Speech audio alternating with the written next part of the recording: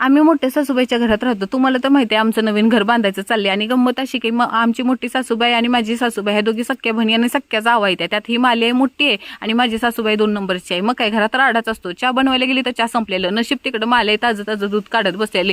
चुळू चुळू चुळू. माले म्हणाली काय करतेस? म्हणलं चहा बनवते. माले बोली मला पण दुधाचं बनव. फक्त दुधाचा नुसता राडा बनव. मग काय जबरदस्त ताजं ताजं दूध आणलं, चहा पावडर टाकली आणि साखऱ्या टाकल्या. आमच्या मालेला ना गोड चहा लागतो. मग काय गोड असा भारी जबरदस्त बनवला ना आणि कोपर खरेदीवर आणलेलं बटर व दोघींनी दाबून खाल्लं आणि बाहेर बघतो तर आपल्या बारक्या सासूची टायर पंक्चर झालेला सायकलीचा आणि त्यातून सासूबाई म्हणाली जा गौंड्यासनी चहा देऊन ये, चाल नवीन घराकडे जाऊन. गेलो बाबा एवढ्या उन्हाचं कडाक्यात करापलंच असतो बाबा एवढं कडकून. सोबत मोदीला पण घेतलं. चला म्हणलं तुम्ही पण माझं बॉडीगार्ड बनून. कोणीतरी बिडनॅप केलं तर म्हणलं माझी सगळं इकडे एकटी कशी काय उभे आहे. बघितले हे दोघं बंधुराजे काहीतरी पाईपलाईनचं काम करत होते एवढ्या उन्हात आणाचं. तुम्ही त्यांना म्हणलं पिताय का चहा? दोघं म्हणाले जा गप घरी. मी गप घरी निघून आलो.